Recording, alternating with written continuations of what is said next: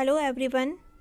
आज डिस्कस करेंगे हम रेजिस्टेंस वेल्डिंग के बारे में कि रेजिस्टेंस वेल्डिंग क्या होता है, कितने टाइप का होता है, हर एक टाइप में किस तरीके से डायग्राम होता है, क्या वर्किंग होती है, सारा कुछ रेजिस्टेंस वेल्डिंग के रिगार्डिंग हम आज डिस्कस करने वाले हैं। तो वीडियो को स्टार्ट करते हैं। रेजिस्टेंस वेल्डिंग एक प्रेशर वेल्डिंग प्रोसेस है। हमने एक क्लासिफिकेशन देखा था जब हमने वेल्डिंग का इंट्रोडक्शन पढ़ा था। तो वेल्डिंग के इंट्रोडक्शन में हमने देखा था कि जो प्रेशर वेल्डिंग है उसी के अंदर का टाइप था रेजिस्टेंस वेल्डिंग। क्लियर। अब इसका नाम रेजिस्टेंस वेल्डिंग क्यों है? क्योंकि इस वेल्डिंग में हम वेल्डिंग जॉइंट क्रिएट करते हैं रजिस्टेंस की हेल्प से। जो इलेक्ट्रिक रजिस्टेंस है उसको यूज़ करके हम यहाँ पे हीट प्रोड्यूस करेंगे और उसी हीट से हम क्या करेंगे, वेल्डिंग करेंगे। तो मैंने इन पॉइंट्स में यहाँ पर यही मेंशन किया है कि यहाँ पर ये प्रेशर वेल्डिंग प्रोसेस है फर्स्ट। सेकंड क्या था कि इसका नाम रेजिस्टेंस वेल्डिंग क्यों है? बिकॉज यहाँ पर हम क्या करेंगे, इलेक्ट्रिक रेजिस्टेंस को यूज़ करेंगे हीट को प्रोड्यूस करने के लिए। क्लियर। और उसी हीट को हम कहाँ पर यूज़ करेंगे, इंटरफेस सरफेस पे यूज़ करेंगे। मतलब कि एक प्लेट हमारी ये वाली है, एक प्लेट हमारी ये वाली है, तो जो ये इंटरफेस है इनके बीच का, यहाँ पर ये हीट को हम यहाँ पर यूज़ करेंगे। Interface surfaces of welding plates due to electric resistance a control low pressure is applied. मतलब कि क्या था, मैं सिंपल बता देती हूँ कि इलेक्ट्रिक रेजिस्टेंस से हमने जो इंटरफेस पे हीट क्रिएट करी है और साथ ही हमने एक लो प्रेशर मेंटेन किया है, लो प्रेशर अप्लाई किया है उन प्लेट्स पे ताकि हमारा वेल्डिंग जॉइंट क्रिएट हो सके। आगे देखते किस तरीके से होता है। अब हम देखते हैं कि टाइप्स रेजिस्टेंस वेल्डिंग के क्या हैं। यहाँ पर हम सारे टाइप डिस्कस करेंगे जो मैंने यहाँ पर लिखा है कि स्पॉट वेल्डिंग क्या होती है, सीम वेल्डिंग क्या होती है, बट वेल्डिंग क्या होती है, projection and percussion welding. One by one सबके बारे में डिस्कस करेंगे। तो सबसे पहले डिस्कस करते हैं स्पॉट वेल्डिंग क्या होता है। स्पॉट का मतलब क्या होता है कि एक पर्टिकुलर पॉइंट पे, एक पर्टिकुलर लोकेशन पे हम बात कर रहे हैं, नाम से यही समझ में आ रहा है। तो यहाँ पर क्या होगा, हम कोई भी दो प्लेट्स लेंगे जिसके बीच में या जिस पे हमें वेल्डिंग करनी है, तो उन प्लेट्स को हम मेटेलिक प्लेट्स बोल लो या फिर हम वर्कपीस बोल लो, कुछ भी हम बोले एक ही बात है। क्लियर। ये प्लेट आपको दिख रही है एक, और एक प्लेट आपको ये दिख रही है। तो ये हमारी एक प्लेट हमने इस तरीके से रखी है लैप जॉइंट में। लैप जॉइंट क्या होता है कि अगर दो प्लेट्स को हम एक के ऊपर एक इस तरीके से रखें, डेट इज़ लैप जॉइंट। लेकिन अगर बट जॉइंट की बात करें तो क्या होगा कि एज टू एज, एक प्लेट आपकी ये है और एक प्लेट आपकी ये है। अगर एज टू एज आपको जॉइंट करना है देन आप उसको बोलोगे बट वेल्डिंग। लेकिन यहाँ पर हम क्या करेंगे, लैप जॉइंट क्रिएट करेंगे। क्लियर। दो हमारी प्लेट्स है यहाँ पर, जो मैंने यहाँ पर बनाया है अभी, ये हमारा इलेक्ट्रोड है और ये भी हमारा इलेक्ट्रोड है। क्लियर। इसे हम देंगे इलेक्ट्रिक सप्लाई दोनों को। ये हमने इलेक्ट्रिक करंट यहाँ से सप्लाई कर रहे हैं। अब इलेक्ट्रिक करंट कहाँ से आ रही है, ट्रांसफॉर्मर यूज़ कर रहे हैं, वो सब हम डिस्कस नहीं कर रहे। इलेक्ट्रिक करंट का कॉन्सेप्ट ले लिया, इलेक्ट्रिक करंट हम यहाँ पर सप्लाई कर रहे हैं। अब क्या होगा, यहाँ से हम साथ में प्रेशर भी अप्लाई करेंगे और यहाँ से हम साथ में प्रेशर भी अप्लाई करेंगे। नोट करने वाली बात यहाँ पर ये है कि एक इलेक्ट्रोड, कोई भी एक इलेक्ट्रोड आप यहाँ पर फिक्स मान सकते हो। मैंने मान लिया कि ये इलेक्ट्रोड मेरा क्या है, फिक्स है, और ये इलेक्ट्रोड को क्या मानेंगे, मूवेबल मान लिया। अगर एक फिक्स है, एक को मूव करा सकते हो, तभी तो हम प्लेट वहाँ पर बीच में इंसर्ट करेंगे। अगर दोनों हमने पहले ही फिक्स कर दिए तो हम अपनी प्लेट्स को कैसे इंसर्ट करेंगे। क्लियर। तो यहाँ पर होगा क्या कि ये हमारा वर्कपीस है, ये हमारे इलेक्ट्रोड से, और यहाँ से हम प्रोवाइड करेंगे इलेक्ट्रिक करंट इन दोनों कंडक्टर इलेक्ट्रोड के बीच में। क्लियर। इस तरीके से आपको देखने को मिलेगा। जो मैंने यहाँ पर नाम भी शो कर दिया है कि वर्कपीस कौन सा है, इलेक्ट्रोड कौन सा है। जब वेल्डिंग हो जाएगी तो हमें इस तरह का एक देखने को मिलेगा, एक नगेट बनेगा। नगेट मतलब कि जहाँ पर वेल्डिंग हो गई है, उस पर्टिकुलर पॉइंट पे जहाँ पर वेल्डिंग हुई है उसे हम नगेट कहेंगे। तो इसकी थ्योरी भी मैंने यहाँ पर मेंशन करी है ताकि नोट्स बनाने में इजी रहेगा, और एग्जाम में किस तरीके से लिखना है वो पूरा मैंने उसी तरीके से यहाँ पर शो किया है। तो सबसे फर्स्ट पॉइंट क्या है, simplest type of resistance welding है, सबसे सिंपल है। वर्कपीस को हमें क्या करना होता है, एक दूसरे के साथ में रखना होता है एंड हम प्रेशर वहाँ पर अप्लाई करते हैं। इलेक्ट्रोड किसकी होंगे, कॉपर के इलेक्ट्रोड्स यूज़ करेंगे। क्यों? क्योंकि उसकी कंडक्टिविटी बहुत अच्छी होती है, करंट अच्छे से फ्लो होगी। तो जो copper electrodes are both in contact with workpiece and current start to flow through it, मतलब उससे करंट स्टार्ट हो जाती है। जैसे कि डायग्राम में आप यहाँ पर देख पा रहे हो कि दोनों कंडक्टर है, यहाँ से करंट आएगी और यहाँ से करंट आएगी, तो यहाँ से कहाँ जाएगी, वर्कपीस की तरफ जाएगी। Clear. The workpiece material provide some resistance.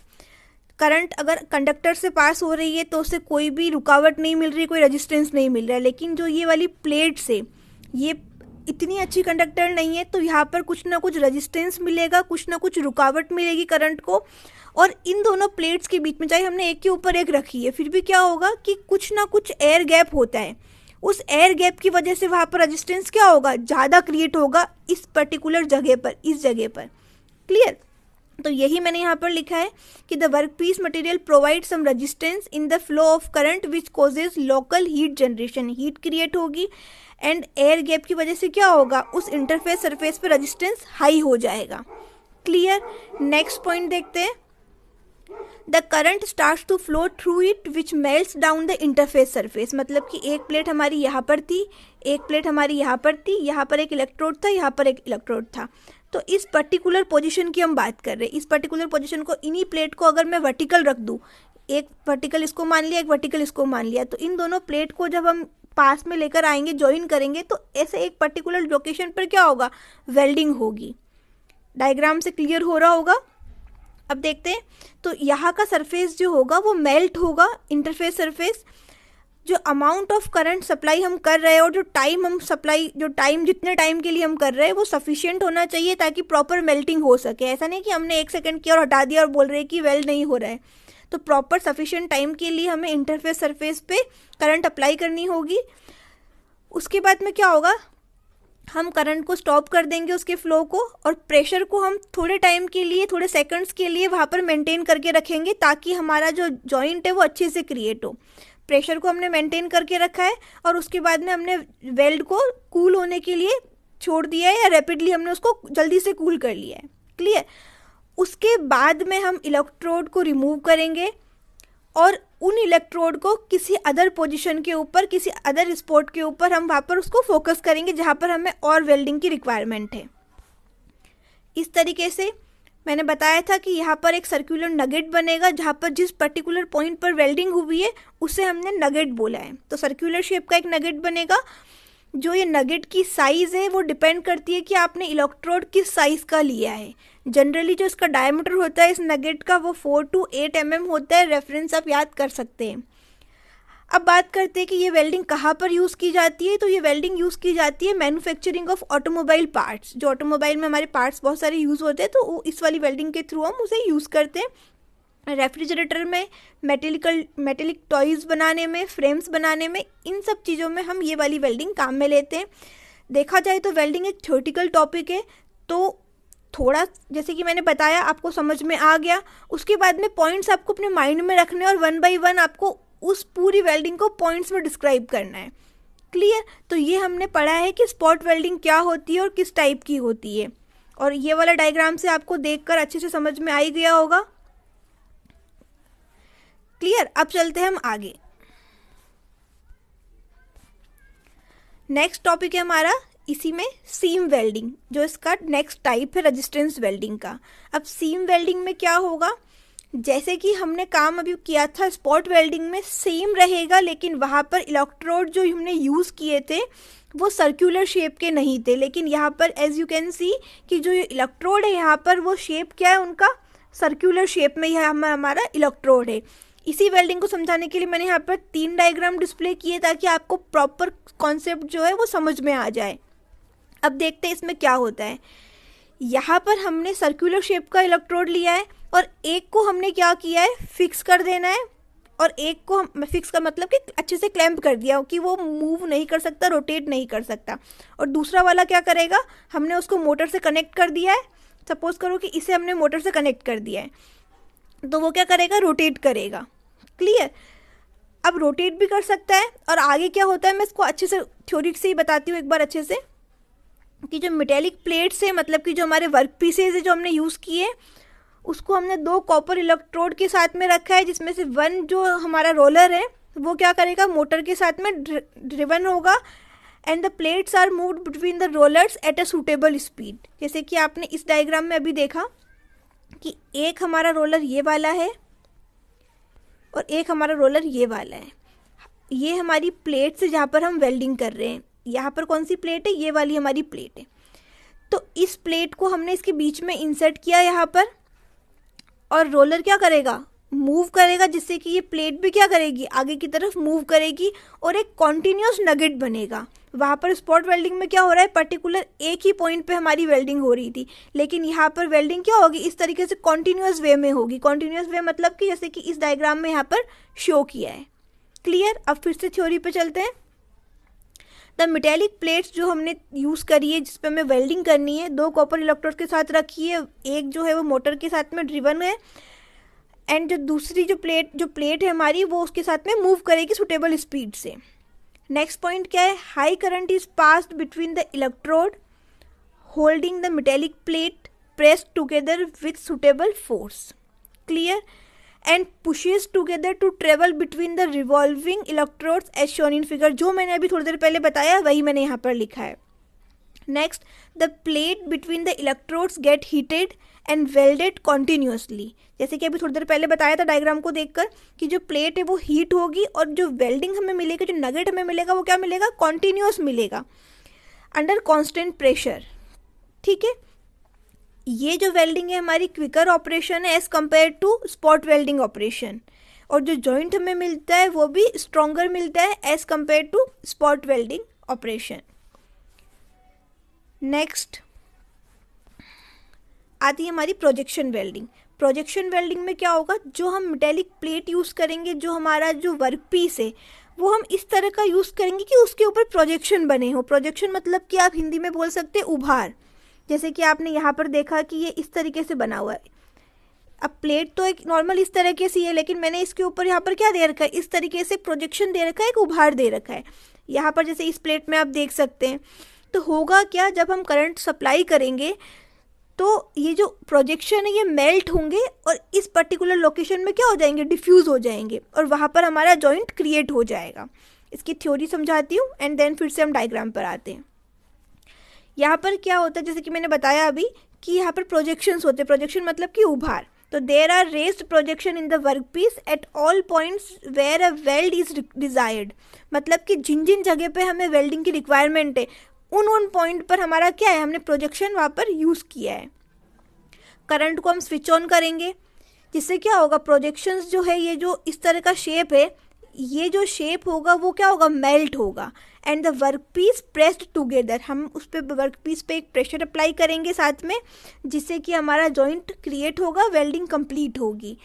Basically देखा जाए तो यहाँ पर क्या हो रहा है, प्रोजेक्शन की हेल्प से वेल्ड हो रहा है। मतलब वेल्डिंग जो हो रही है वो प्रोजेक्शन की वजह से हो रही, प्रोजेक्शन ही यहाँ पर मेल्ट हो रहा है। Clear. This method enables production of several spot weld simultaneously. मतलब स्पॉट वेल्डिंग में पर्टिकुलर हम जो वेल्डिंग प्रोसेस कर रहे थे वहाँ पर एक ही वेल्ड नगेट क्रिएट हो रहा था, एक ही जगह पे वेल्डिंग हो रही थी, एक ही स्पॉट बन रहा था। लेकिन यहाँ पर क्या होगा, मल्टीपल सेवरल स्पॉट्स हम एक साथ बना सकते हैं। तो हमारा काम जो होगा वो ज़्यादा फास्ट स्पीड से होगा as compare to spot welding process. Clear. Next चलते हैं हम आगे बट वेल्डिंग की तरफ। बट वेल्डिंग या फिर हम इसे बोलते हैं अपसेट वेल्डिंग। वीडियो की स्टार्टिंग में मैंने बताया था कि लैप जॉइंट होता है, बट जॉइंट होता है, जस्ट बेसिक बताया था। तो फिर से देख लेते हैं। बट जॉइंट मतलब कि कोई भी 2 प्लेट है, ये प्लेट नंबर 1, ये प्लेट नंबर 2, इनको अगर ये वाली, एक तो ये वाली एज है, एक ये वाली एज है, अगर मैं इसको एज टू एज जॉइंट करूँ तो क्या जॉइंट बनेगा, बट जॉइंट बनेगा। और अगर मैं इसको इसी तरीके से वेल्डिंग करूँ तो हम उसे बोलेंगे बट वेल्डिंग। इसी का नाम है अपसेट वेल्डिंग, क्योंकि जब हम वेल्डिंग करते हैं जो जॉइंट क्रिएट होता है वो थोड़ा सा ऊपर की तरफ निकला होता है, इस तरह का एक शेप बनता है। तो अभी हम देखते हैं कि उसको अपसेट वेल्डिंग क्यों बोलते हैं, उस शेप के हिसाब से। अब इस वेल्डिंग में क्या होता है वो देखते हैं। सेम हमारे पास में क्या होगा कि 2 क्लैंप हमने यूज़ किया है। क्लैंप किसके लिए यूज़ किया है, 2 प्लेट्स को, 2 वर्क पीस को होल्ड करने के लिए। एक प्लेट हमारी ये वाली है, एक प्लेट हमारी ये वाली है। मतलब प्लेट है मतलब कि इसी को हमने वर्क पीस माना है। ये हमारा क्लैंपिंग फिक्सचर है, ये हमारा क्लैंपिंग फिक्सचर है। फिक्सचर का क्या काम होता है, सपोर्ट करने का, उसको पकड़ के रखने का। क्लियर। तो इन फिक्सचर जो बने हैं ये किसके बने हैं, कॉपर के बने हैं, ताकि कंडक्टिविटी क्या हो, अच्छी हो। हमने इन दोनों को किससे ज्वाइन किया है, पावर सप्लाई से ज्वाइन किया। ये मैंने यहाँ पे सप्लाई कर दी, मतलब कि हम यहाँ पर सप्लाई करेंगे करंट का। इसमें एक क्लैंप हमारा फिक्स है, इस एक क्लैंप हमारा मूवेबल है। हमेशा हर वेल्डिंग में यही तरह का हमने जो भी इलेक्ट्रोड यूज़ किया है, एक फिक्स एक मूवेबल ही यूज़ किया है। तो यहाँ पर भी क्या है, एक क्लैंप फिक्स है, एक क्लैंप हमारा मूवेबल है। क्लियर। अब इस वेल्डिंग में क्या हो रहा है वो हमें थ्योरी के साथ में एक्सप्लेन करती हूँ। The pieces to be weld are held edge to edge in proper copper clamps, मतलब एज टू एज होगा एंड कॉपर क्लैम्प हम यहाँ पर यूज़ करेंगे। एज टू एज है इसीलिए हमने इसको क्या बोला है, बट वेल्डिंग बोला है। क्लियर। जो एंड्स होंगे वो हम उसको पास लेकर आएंगे अंडर ए हाई प्रेशर, लाइट प्रेशर, मतलब कि प्रेशर का अमाउंट कम होगा, हम धीरे धीरे उसको पास में लेकर आएंगे एंड देन वेल्डिंग करंट को हम क्या करेंगे, ऑन कर देंगे। जैसे ही वेल्डिंग करंट ऑन करेंगे तो उन कॉन्टेक्टिंग सरफेस के बीच में क्या होगा, रजिस्टेंस क्रिएट होगा। मतलब कि ये हमारी एक कॉन्टेक्टिंग सरफेस है और ये हमारी एक कॉन्टेक्टिंग सरफेस है, मतलब कि ये तो हमारे क्या हो गए, क्लैम्प्स हो गए, ये सरफेस और एक ये सरफेस। तो यहाँ पर क्या होगा, एक रजिस्टेंस क्रिएट होगा, क्योंकि ऑब्वियसली यहाँ पर कुछ ना कुछ एयर गैप होगा, जिससे रजिस्टेंस का क्या होगा, अमाउंट इंक्रीज हो जाएगा। मटेरियल क्या होगा, फ्यूजन स्टार्ट होगा, मेल्ट होगा और उससे हमारा वेल्ड जॉइंट क्रिएट होगा। यही मैंने यहाँ पर लिखा हुआ है। The resistance between the contacting faces causes a rise in temperature to the fusion point, मतलब उसका मेल्टिंग पॉइंट जहाँ तक होगा वहाँ तक वो टेम्परेचर पहुँच जाएगा। उसके बाद में मैकेनिकल प्रेशर हम और अप्लाई कर सकते हैं to obtain a welded joint, मतलब कि ये तो हो गया, फिर उसके बाद में हमने थोड़ा सा प्रेशर और अप्लाई किया, जिससे कि क्या होगा, वो ऑलरेडी मेल्ट हो रखी थी सरफेसेस, हमने वहाँ पर प्रेशर अप्लाई किया तो दोनों आपस में क्या हो गई, चिपक गई, जॉइंट क्रिएट हो गया। उसके बाद में हम अपनी करंट को स्विच ऑफ कर सकते हैं। तो ये हमारा प्रोसेस कौन सा था, बट वेल्डिंग। ये प्रोसेस जो हमारा काम में आता है मेनली नॉन फेरस मटेरियल्स के लिए काम में आता है। जब हमें बार्स को ज्वाइन करना होता है, रोड्स ज्वाइन करनी होती है, वायर ज्वाइन करने होते हैं, तो हम ये वाला प्रोसेस यूज़ करते हैं नॉन फेरस के लिए। क्लियर। अब नेक्स्ट बात करते हैं हमारा last second, flash welding process. इसके बाद में एक वेल्डिंग और बचेगा, देन हमारा पूरा प्रोसेस कंप्लीट हो जाएगा। फ्लैश वेल्डिंग में क्या होगा कि यहाँ पर हमने एक आर्क यूज़ करी है, एक फ्लैश यूज़ किया है, उस फ्लैश की हेल्प से हम यहाँ पर वेल्डिंग कर रहे हैं। यहाँ पर मटेरियल का प्रॉपर फ्यूज़न किसकी वजह से हो रहा है, फ्लैश की वजह से हो रहा है।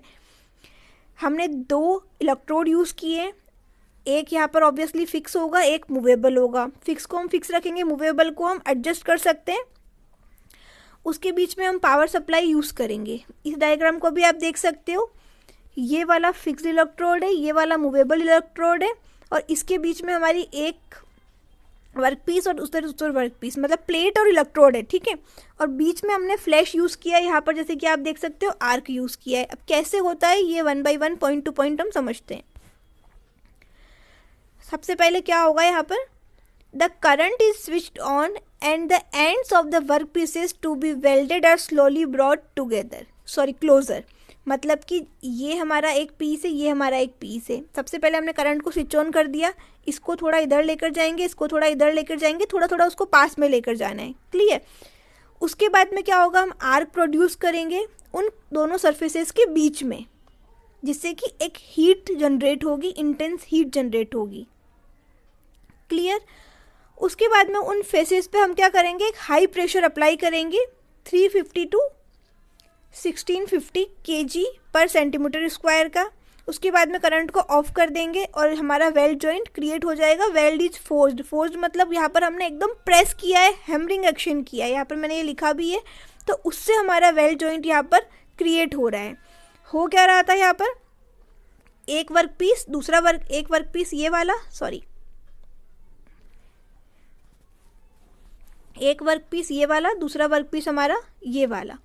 थोड़ा सा हम पास में लेकर आए, उसके बाद में हमने क्या किया, आर्क प्रोड्यूस किया और जिससे कि हमारा जॉइंट क्रिएट हुआ। नेक्स्ट चलते आगे। द एडवांटेजेस क्या है फ्लैश वेल्डिंग को यूज़ करने के अपसेट वेल्डिंग के कंपैरिजन में। तो जो अगर हम दोनों वेल्डिंग को कंपेयर करें तो जो अपसेट वेल्डिंग है उससे काफ़ी अच्छी है फ्लैश वेल्डिंग, क्योंकि यहाँ पर जो प्रोसेस है वो ज़्यादा जल्दी अच्छे से होता है, जो करंट का कंजप्शन है वो कम होता है, जो जॉइंट हमें मिलता है वो ज़्यादा स्ट्रॉन्ग होता है। और सबसे इम्पॉर्टेंट, सबसे मेन पॉइंट, जो बट वेल्डिंग होती है वहाँ पर जो एजेस होगी, एक ये वाली प्लेट से एक ये वाली प्लेट से, तो इसकी ये वाली एज और इसकी ये वाली एज, इन दोनों एजेस को हमें प्रॉपर प्रिपेयर करना पड़ता है, शार्प क्लीन करना होता है, जो कि हमारी प्राइमरी रिक्वायरमेंट होती है वहाँ पर। लेकिन आर्क वेल्डिंग में, जो हमारी फ्लैश वेल्डिंग है उसके अंदर ये हमें नहीं करना होगा, हम डायरेक्ट फ्लैश यूज़ कर सकते हैं, तो ज़्यादा इजी इसलिए हो जाएगा। जो स्टील एंड फेरस अलॉयज़ है उस पर भी हम इजीली वेल्डिंग कर सकते हैं इस प्रोसेस से। और जो मटेरियल्स कुछ होते हैं जो कि हम इस फ्लैश वेल्डिंग से नहीं कर सकते वेल्डिंग, वो है lead, tin, zinc, bismuth and उनकी अलॉयज़ एंड कॉपर अलॉयज़, जो हम कि यहाँ पर यूज़ नहीं कर सकते। तो ये आपको याद रखना है, कभी कभी वाइवा में, इंटरव्यू में ये आपसे पूछ लिया जाता है। नेक्स्ट आता है आपके हमारा परकशन वेल्डिंग। परकशन मतलब कि बात करें तो कॉलिजन, मतलब कि एक जोर से एक साउंड आती है, ठक ठक इस तरह का एक आवाज़ आती है, उसे हम बोलते हैं परकशन।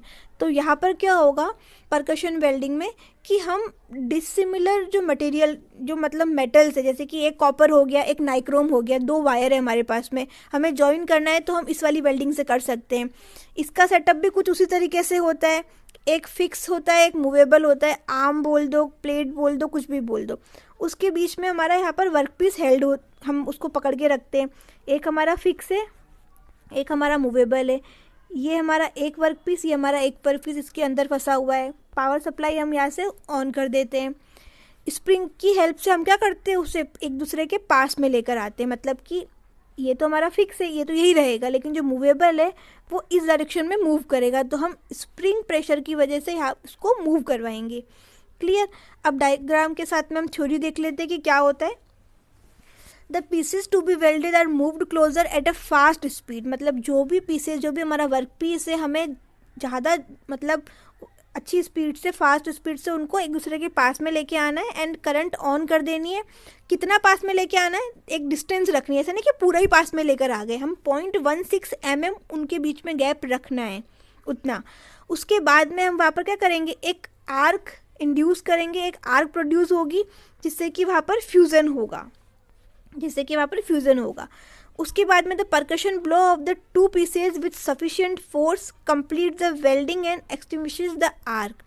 उसके बाद में हम क्या करेंगे, एक ब्लो करेंगे, प्रेशर अप्लाई करेंगे, एक उससे क्या होगा कि वो दोनों एक दूसरे से बहुत स्पीड से चिपक जाएगी और वो मटेरियल क्या हो गया, वेल्ड हो जाएगा। ये वाला जो प्रोसेस होता है वो हम थिन वायर्स को ज्वाइन करने के लिए काम में लेते हैं, जो डिसिमिलर मेटल से, मतलब कॉपर को नाइक्रोम से करना है, कॉपर को स्टेनलेस स्टील से करना है, तो वहाँ पर हम यूज़ करेंगे। तो बहुत सिंपल प्रोसेस है। एक परकशन वेल्डर एक इक्विपमेंट आता है, उस इक्विपमेंट से हम इजीली उसको कर सकते हैं। किस तरीके से, इस तरह का एक सेटअप होता है, जैसे कि ये डायग्राम आपको दिख रहा है, ये वाला डायग्राम आपको दिख रहा है, ये रेड कलर की जो है वो कोई अलग वायर है, और ये जो एक यहाँ पर एक वायर है वो कोई एक अलग वायर है, अलग अलग मटेरियल की, मतलब की, ठीक है। हम उन दोनों को अच्छे से फास्ट स्पीड से पास में लेकर आए, थोड़ा सा गैप रखा, कितना गैप रखना है, 0.16 mm का उतना गैप रखना है। उसके बाद में हमें परकशन ब्लो करना है, मतलब कि एकदम हैमर टाइप, मतलब एकदम से एक साउंड आएगा, एक साउंड क्रिएट होगी, कॉलिजन करना है इन दोनों का, जिससे कि एक साउंड क्रिएट होगी और हमारा वेल्डिंग जॉइंट क्रिएट हो जाएगा। बहुत सिंपल है। और जॉइंट होने के बाद में इस तरीके से हमें देखने को मिलेगा, मतलब कि ये हमारी रेड वाली एक अलग मटेरियल की वायर है और ये हमारी एक अलग मटेरियल की वायर है, और दोनों आपस में क्या हो गई है, जुड़ गई है, वेल्ड हो गई है। तो ये इसका यूज़ है।